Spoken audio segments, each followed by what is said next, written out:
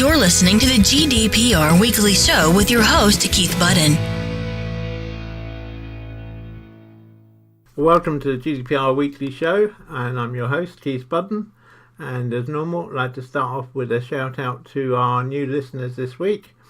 And so this week we have new listeners from London, Guildford, Bournemouth, Southampton, Colchester, Manchester, Watford, Dorchester, Sheffield, York, Hull, Blackburn, then Dublin in Ireland, Cork in Ireland, Berlin in Germany, Kalmar in Sweden, Slovakia, Tel Aviv in Israel, New Delhi in India, Tokyo in Japan, Minnesota in the US, Denver in Colorado in the USA, and Seattle in the USA. So again, a whole range of new listeners right around the world. Big welcome to all of you. And of course, as usual, welcome to all my regular listeners. And I do appreciate you really taking 30 minutes out of your week to catch up with the latest news on GDPR and listen to the GDPR Weekly Show. And as always, if you have any feedback, please send it through to podcasts@insurety.co.uk. That's ensurety.co.uk, podcasts@insurety.co.uk. And I do read all of your comments every week, and thank you for the encouragement you keep sending through. And I'm sorry I don't have time to respond to every single one, but I'll respond to as many as I can. So if you have any queries or any thoughts about the broadcast or anything you'd like to see covered in a future episode of the GDPR Weekly Show, then please just drop me an email, podcasts@insurety.co.uk. You're listening to the GDPR Weekly Show with your host, Keith Budden. So coming up in this week's edition of the GDPR Weekly Show, we have an article on handling staff images from your Christmas party. We have an update on an appeal by Facebook against their penalty which was imposed on them earlier in the year. We have news of a data breach from Vision Direct. We have news of a self-imposed data breach from Amazon. We have details about a new version of Firefox, the web browser, which is going to have some interesting GDPR features. We have an article on how GDPR almost cancelled Christmas for a small town in Germany. We have a look at fines across the EU and how they're different from the UK in some cases. And then finally, for this week's episode, we have a brief update for you on our plans for episodes in December, taking account of the Christmas break. So, a really packed episode of the GDPR Weekly Show coming up straight after this break. Check us out on Facebook. Just a reminder that as well as the podcast, we now have our own Facebook group. Please do pop along and see us there at https://www.facebook.com/groups/GDPR Weekly Show. That's always one word, GDPR Weekly Show. And do please come and join the group and follow the discussions that are going on. You're listening to the GDPR Weekly Show with your host, Keith Budden. We mentioned in the last episode about photographs from your staff Christmas events, and we hope of course that you're all inviting your staff along to Christmas events this year and that you all have a great time and will have a lot of fun. However, do be very careful with images of your staff at those events, because it's quite common practice for us as companies to take photographs of our staff enjoying themselves at our Christmas events or indeed other social events, and then putting those photographs up onto the company Facebook page or similar, or Instagram feed or whatever. Unfortunately now, unless you've explicitly included in your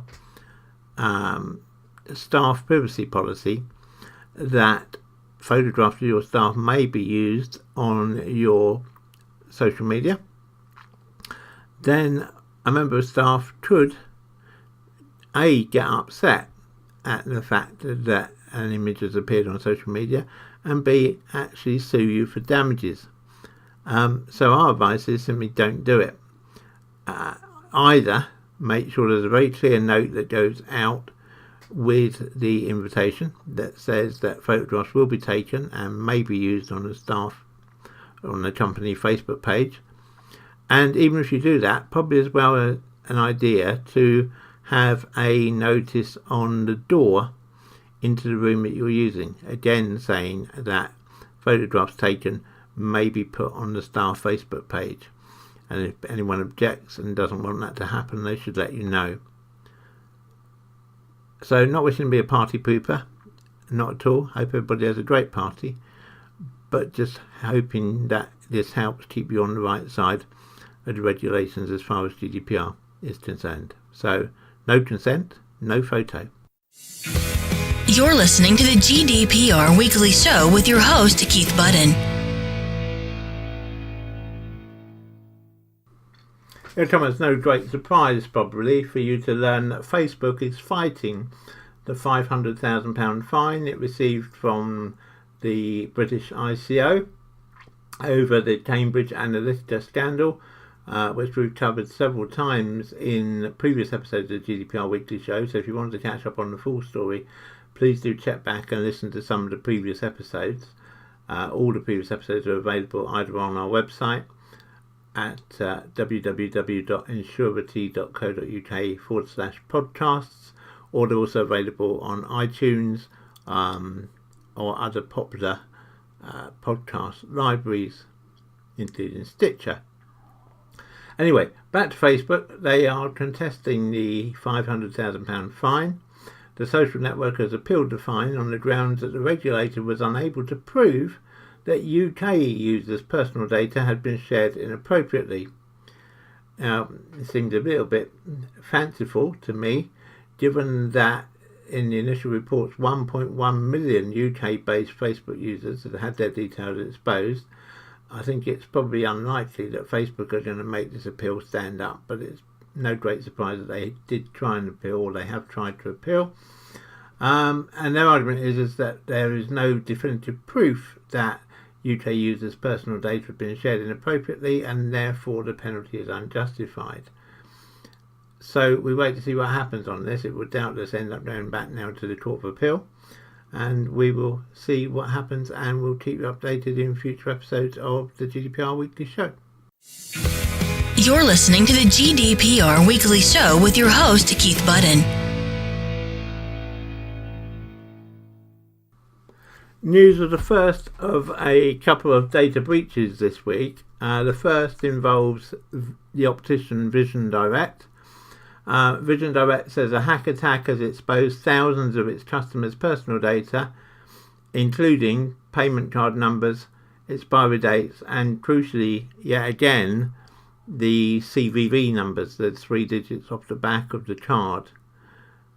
The contact lens retailer said anyone who had entered their details onto its site between the 3rd and the 8th of November 2018 could be affected. So if that's you, please be aware that you may have had your data compromised. It added that it had so far identified 16,300 people as being at risk. It's thought that the data breach occurred when a fake Google Analytics script was placed within the code of the website, and instead of feeding data to Google Analytics, it was feeding data to another third party who shouldn't have had access to the data. The company's UK site was involved, as well as its sites for Ireland, the Netherlands, France, Spain, Italy and Belgium, so quite a widespread data breach across Europe. A spokeswoman for Vision Direct said that 6,600 customers were believed to have had details including financial data compromised, and a further 9,700 had had their personal data compromised but not their credit card details. She added that this particular breach is known as shoplift and was already known to the Vision Direct technology team, who installed a patch provided by their web platform provider to prevent this form of malware. Unfortunately, this current incident appears to be a derivative of the original script, against which the patch was ineffective. Vision Direct say they are continuing to investigate the breach and have made numerous steps to ensure that a similar breach doesn't happen in the future. It's the exposure of CVV numbers again, the number on the back of the card, which is a particular concern in this case, and I would imagine is likely to lead to Vision Direct receiving a penalty from the ICO, because with the CVV number, together with the number on the front of the card and the expiry date, a criminal has all of the information they need to be able to use your credit card or your debit card as if it were you.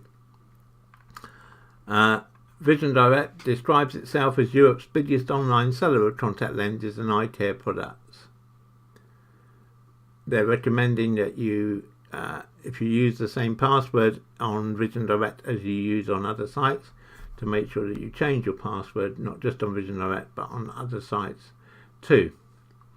The full details are not still being assessed, and it's not yet known whether if you used PayPal on their site during that time, whether your details would have been stolen or not. But the total details stolen are full name, billing address, email address, password, telephone number and payment card information, including the card number, the expiry date and the CVV. And so Vision Direct say the problem is now fixed. But the ICO are investigating, and doubtless the ICO will give us an update in due course, and as soon as we have an update we will of course bring it to you in a future edition of the GDPR Weekly Show. So just a quick reminder that if you've used Vision Direct between the 3rd and the 8th of November 2018, then your data may well have been compromised. You're listening to the GDPR Weekly Show with your host, Keith Budden. Of course, the big event this week has been Black Friday, and 2 days before Black Friday, on the Wednesday, Amazon suffered a self-inflicted data breach. The e-commerce giant said that the issue was not a breach of its website or indeed any of its systems, but a technical error which had meant that customers' names and email addresses were inadvertently posted onto the Amazon website. In a short statement, Amazon said, "We have fixed the issue and informed customers who may have been infected, or may have been impacted, rather." But it's obviously very embarrassing for Amazon for this to happen just 2 days before Black Friday. Amazon said that our website inadvertently disclosed clients' email addresses or names and email addresses due to a technical error. The issue has now been fixed. This is not a result of anything any user did, and there is no need for any user to change their password or take any other action. All impacted customers have been contacted. They went on to add that Amazon takes all security related matters very seriously, and account security is their top priority. We have policies and security measures in place to ensure your personal information remains secure. Well done Amazon, but obviously it failed in this instance, because if their policies were really good, it wouldn't have allowed the data to get onto the website in the first place. But that's an aside. It does, though, bring home to everyone, hopefully, the importance of having good security procedures and good data breach procedures. And if you need any help with those for your own organisation, then please do not hesitate to get in touch with us. Just drop us an email at podcasts@ensurety.co.uk or go to our website at www.ensurety.co.uk. That's ensurety.co.uk, and you can find all the information there on how we can help you. Anyway, back to Amazon. The timing of the breach could not have been worse. 2 days before Black Friday, and of course in the US 1 day before Thanksgiving. And in the UK now, of course, Black Friday is having more and more of an effect, although the early stats seem to show this year that although the transactions were up, total transaction value was down, so perhaps that gives an indication of customer nervousness in spending at the moment, consumer nervousness in spending. Amazon have not yet said whether they have reported this latest breach, self-imposed data breach, to the Information Commissioner's Office, and we couldn't get hold of anybody at the Information Commissioner's Office for comment before producing this episode of the weekly show. But if we hear back from the ICO by next week's episode of the GDPR Weekly Show, or indeed we have any more feedback from Amazon, then we will, of course, bring that to you in a future edition of the GDPR Weekly Show. You're listening to the GDPR Weekly Show with your host, Keith Budden.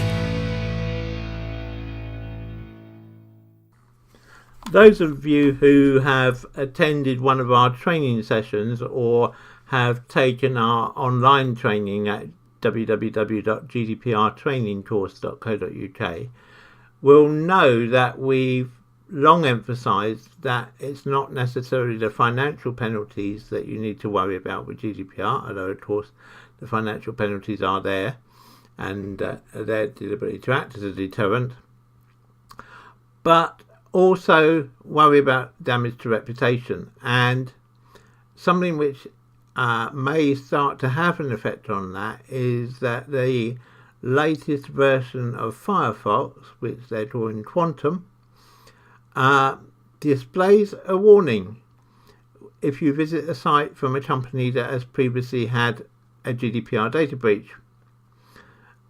These warnings are designed to alert people about possible concerns and suggest they check their email to see if it's been part of a breach. And obviously it could potentially deter someone from using your site if they go to your site in Firefox and the first thing they see is a warning that in the past you've had a data breach.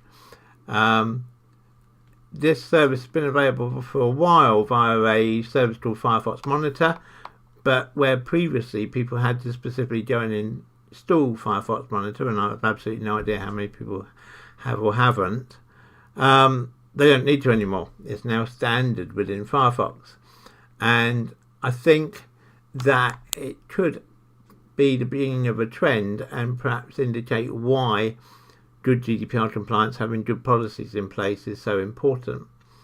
Because as an example that I've seen is that when someone goes to the site, Firefox immediately pops up a pop-up that says, do you have an account on this site? More than however many sites have been compromised on this site in 2018, or presumably it will say 2009 time. Check Firefox Monitor to see if you could be at risk. And I think, if someone goes onto a site like that, I think a lot of casual users particularly are going to look at probably like the ones that you can go on at the moment that say, warning this site has spyware. I think it's going to have the same impact and will actually just drive potential clients away. So obviously the way to avoid that happening is to make sure you don't have any data breaches in the first place. But perhaps it emphasises, as I say, what we've been saying for the best part of a year now, which is to not worry so much about the financial implications of GDPR, worry about the effect on your reputation and the fact that it could have a financial impact far bigger than the fine simply by deterring people from using your website. Now at the moment Firefox are the only people to be doing this, but doubtless others will follow. I would be not at all surprised to see Chrome and Edge and probably Safari also adopting this technology at some point in 2019. So if you don't have good data breach procedures in place, now's your time to think about getting them there and ready for the new year. Check us out on Facebook. We started this episode of the GDPR Weekly Show with a warning about GDPR and staff Christmas party photos. And we also became aware this week of a episode in Germany which just goes to show that you need to be aware how GDPR affects paper documents every bit as much as it does electronic ones. And again, if you've attended our training, you'll be well aware of that. But just in case you've not attended our training, GDPR isn't just about electronic records. It's not just about computer records, it's about paper records too. And in this particular German town, it caused a problem. And this is something you might want to think about again in things that you might be doing, not perhaps you yourself, but in your school or your college or your Secret Santa or any of those sort of things. Because a German town has long had the tradition, the town of Roth has long had the tradition of children being able to put their Christmas wishes to Father Christmas on a tree in the Christmas market, attach it to the tree, and the city council would then attempt to fulfil those wishes. And the form for the wishes included the name and address of the children who wrote them. Now, of course, this presents a problem because when the notes are hanging on the tree, the names and addresses of the children are there accessible to anyone. And so it's the same sort of logic with GDPR that says, and I hope you're all doing this, by the way, that says that, if you put letters that are complimenting what you're doing onto the staff notice board or public notice board in the corridor, and lots of companies and schools and colleges and so on do this, make sure you've redacted the addresses and the signatures and the name of the person that it's from, because otherwise you're actually breaching GDPR. And this was the same story on this Christmas tree. And this seemed a real shame, because previous requests had included people wanting a trip to the fire station, people wanting a trip to see the mayor, people wanting books. And this whole episode of putting these notes onto the tree is a major highlight for the local children in Roth. And it seemed a real shame that they couldn't do it. But in 2016, because Germany adopted some parts of GDPR earlier than we did, they had to stop doing it. And providing proof was deemed to be too onerous by the council, and so the city decided that festive wish lists for 2018 just couldn't happen. And that seemed a real shame. But local radio station Antenne Bayern found a solution. It created a wish list which included a parental consent disclaimer which can be printed from the website and put in the wishing box at the Christmas market, which opens on Thursday. So the wishes now aren't on the tree. Well, they're near the tree, but they're not displayed physically on the tree.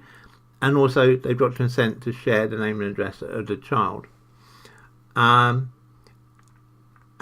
perhaps it just goes to show the sort of unintended consequences in some ways of GDPR. I mean, I'm sure when the legislators in the EU sat down and put GDPR together, they didn't actually want to stop children enjoying their Christmas treats or putting lists on the tree.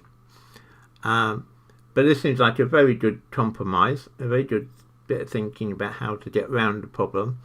And we commend the local radio station Antenne Bayern for their solution.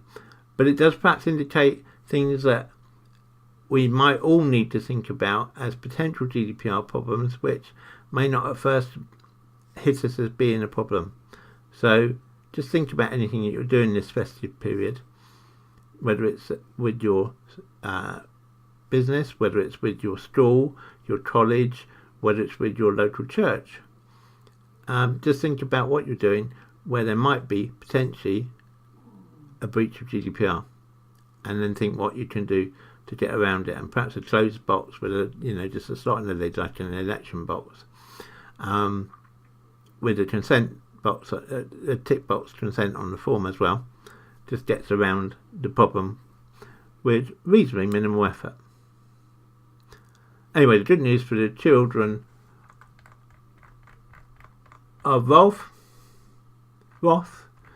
is that all their wishes will get to Father Christmas this year. And I'm sure we'll wish all the children, wherever they are, that their wishes get to Father Christmas. You're listening to the GDPR Weekly Show with your host, Keith Budden. We stay in Germany for our final story this week. The German ICO has just imposed its first significant fine under GDPR. And it's perhaps noticeable, and this is something again which we mentioned in our training, how different European regimes, although they're all following the same rules of GDPR, actually take a different approach when it comes to penalties, because we've now had several significant penalties here in the UK. But this is an example where the German ICO is taking a slightly different line, because there's an adult chat platform in Germany called Nuddles.de, and the chat platform at Nuddles suffered a data breach and resulted in the leaking of about 808,000 emails and over 1.8 million usernames and passwords. A member of staff said at the time that the incident affected all users who had an account or username on the chat platform on July the 20th, 2018. According to a post from another team member, 330,000 of the leaked email addresses were verified, and once Nuddles learned of the leaks, it improved security measures, alerted the users, and reset everyone's password. It was later discovered that the website did not apply any form of protection for sensitive information such as passwords and just stored them as plain text. Now, it's interesting to see how Germany reacted to this, because I think in the UK, if this organisation had lost 808,000 email addresses, I think it would have received quite a substantial fine. Probably, I don't know, the order of at least, I would think, £150,000, £200,000. In this particular example in Germany, the German ICO has imposed a fine of €20,000. To put that in context, remember I was talking about £150,000. Well, if this had been in pounds, it would have been around £18,000. Which is quite incredible that it's that low compared to what you'd expect it to be in the UK. Now, in their defence, or in their explanation, I should say, when we spoke to them, the German ICO said that Nuddles had acted quickly and they'd failed to comply with just the data security norm that the password should be encrypted, but they felt that Nuddles had been very transparent. They'd been quick to respond once the ICO had contacted them, and so the ICO felt that the penalty was appropriate.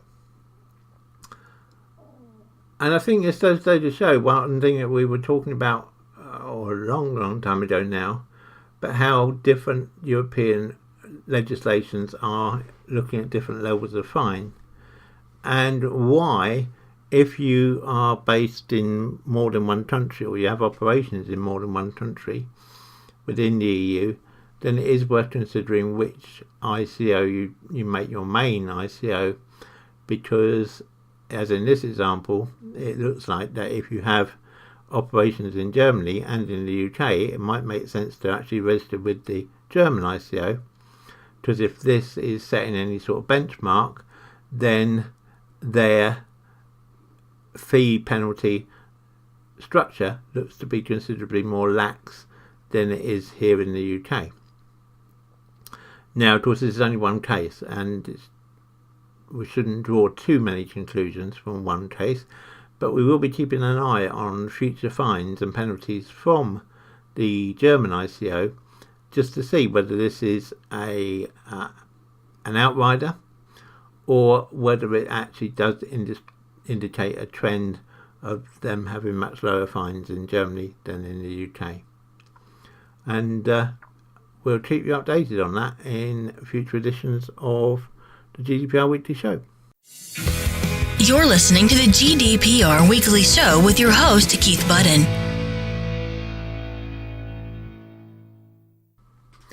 As we approach Christmas, just a note on our plans for Christmas editions of the GDPR Weekly Show in December.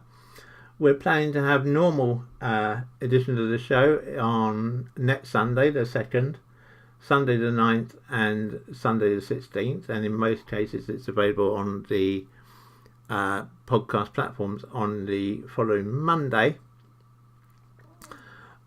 But we will then, on the 23rd or 24th of December, be having our special Christmas edition, which will be possibly a little more light-hearted than our normal weekly show.